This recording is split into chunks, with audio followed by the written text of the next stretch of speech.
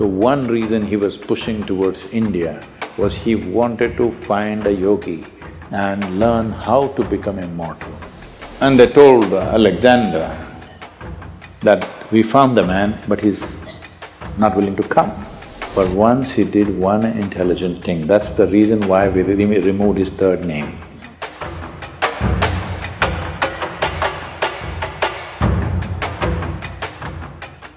See, Alexander, in our history textbooks, school textbooks, they said Alexander the Great. They only got the first name, the middle name, they missed out the last name. His name was Alexander the Great Idiot. But because it was too long, somebody left out the last name.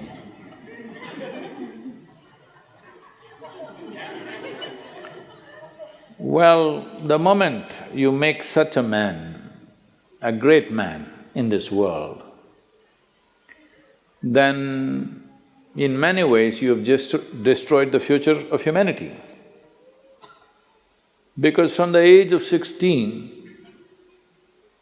I think he died around 32 or 33, all he did was kill, kill and kill, without purpose.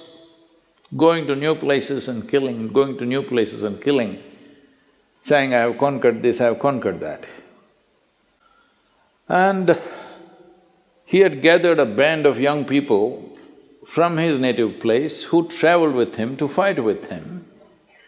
Periodically, he executed one of them, just accusing them of something. You know, always somebody would be betraying a tyrant like that, and the tyrant is always fearful that somebody may plot against him.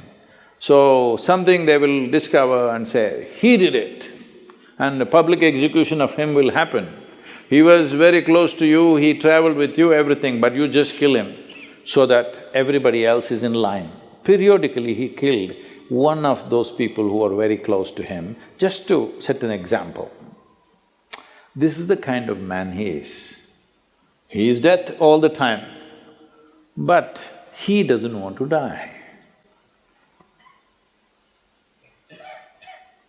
He wants everybody to die, but he doesn't want to die. So one reason he was pushing towards India was because between ancient India and Greece there has been lots of transaction in terms of mathematics, geometry, yoga. There is a linga in Delphi which is considered as the navel of the earth because it was consecrated as Manipura Chakra. The Manipuraka is so powerfully established there, now it's been removed from its original place and it is sitting in the museum, but still bit cracked, but it's still little, badly skewed, I would say, but still so powerful after, I don't know, maybe 5,000, 5,200 years or so. So this transaction was continuous for many years historically. So obviously they heard of yogis and mystics of India. So he had heard there are yogis who are immortal. So one reason he was pushing towards India was he wanted to find a yogi and learn how to become immortal. So then when he came close, when he crossed, I think Hindu Kush mountains, he crossed, right? He crossed the mountains. He came on this side, and then first thing is he sent out scouts to find what is happening out there and in case there is a yogi or a mystic, bring him. So they were looking out and then they saw a yogi sitting under a tree with just a loincloth, bare-bodied, blissed out.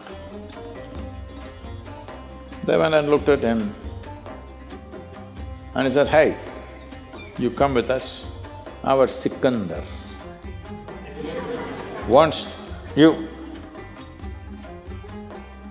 If you do not know this, even today in Afghanistan, many people take this name Iskandar or Sikandar.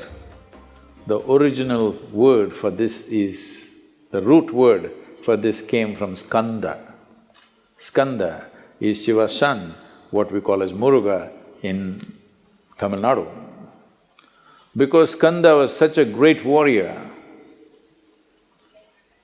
so this word traveled. Anybody who is a great warrior became Skanda, Iskanda.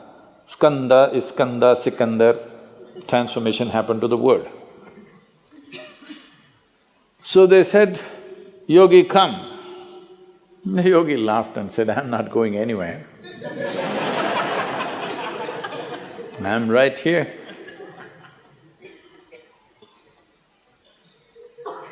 Then they pulled out their swords. These are violent men. They don't think twice about taking off heads. It's not even something that, of any consequence to them. They can take away hundreds of heads in a day without any qualms about it.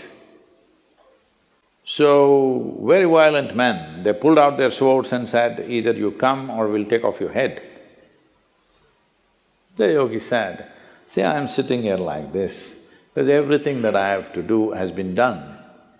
You want to take my head, you take it, but you will not get my wisdom or my intelligence. If you take my head, you can take it, you want."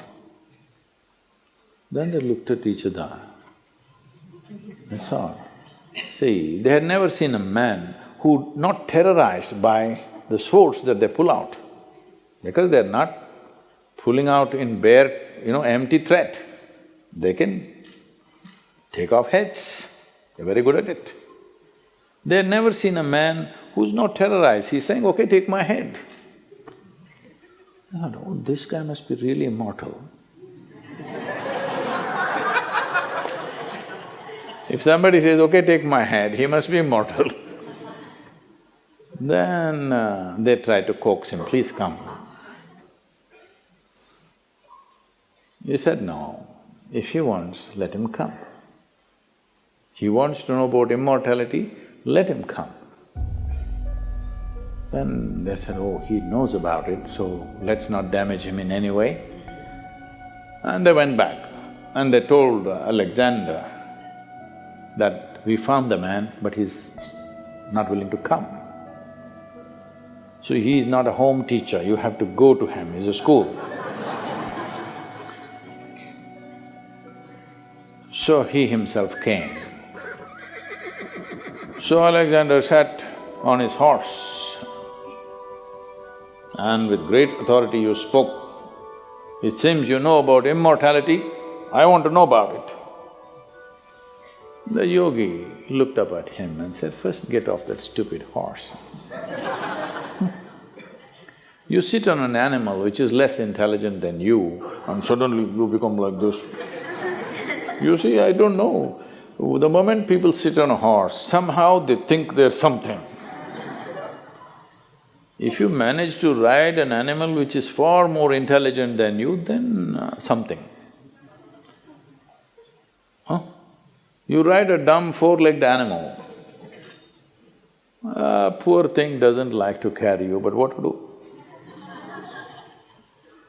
So, Alexander got down and asked, "I want to become immortal because he is not the same guy that he was 5–10 years ago.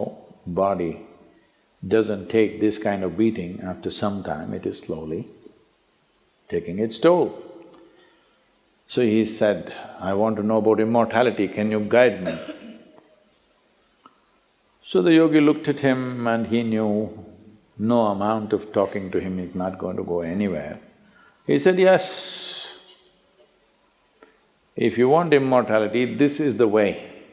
And he gave him landmarks, a difficult journey through the jungles. All these landmarks you follow, there you will find a small cave. Within that cave, there is a crystal clear pool of water. You drink a handful of water, you will become immortal. So he started out with his soldiers. Then as he followed, after 3 days, all these landmarks were coming true as it has been described. Then he looked at these 5–6 soldiers who were with him If these guys also drink, if they become immortal, then how to deal with them? Because all your life you dealt with everything with the putting the fear of death into people. Now if these 5, 6 soldiers drink that water and they also become immortal, this is going to be a disaster, no control. 5 immortal people on the planet, not good. Just, I am immortal, this is good. So he said, you stay here. He left them for the last leg of the journey and he went by himself. Then he found that cave. Within the cave, he saw a pool of crystal clear water. He rushed in and he was about to drink. There was a crow sitting at the other edge of the pool and the crow said, wait. He looked at the crow, fortunately water slips out of your hands, you know. And the crow said, see, I drank this water, I don't know how many million years ago. And now I cannot die. I'm just sitting here endlessly. Just imagine, if you become immortal, you cannot even commit suicide. Hello? I want you to just imagine, this is the worst thing that can happen to you, that you cannot die one day. No relief. I'm sitting here for millions of years, there is nothing I can do. I have seen through generations of my clan, I'm not interested in anything right now, but I cannot die. Do you want my fate? He just sat there looking at the pool of water and the crow. For once he did one intelligent thing, that's the reason why we removed his third name. He walked away without drinking that. And how fortunate are we that he is not anymore here. But he looks like he's taking rebirth in many places. Many similar people keep coming up here and there, but at least he is not here. We must learn, understand and live knowing that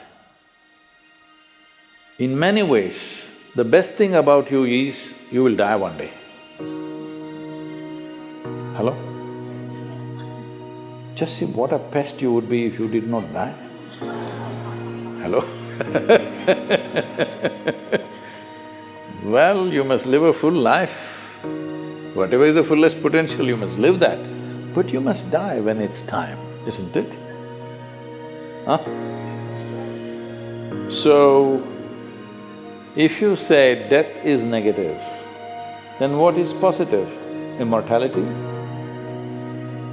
That is the most idiotic thing you can do. Even an idiot like Alexander had the intelligence not to drink that water. So, it is very important to understand yoga is not about eternal life. Yoga is about sensible life.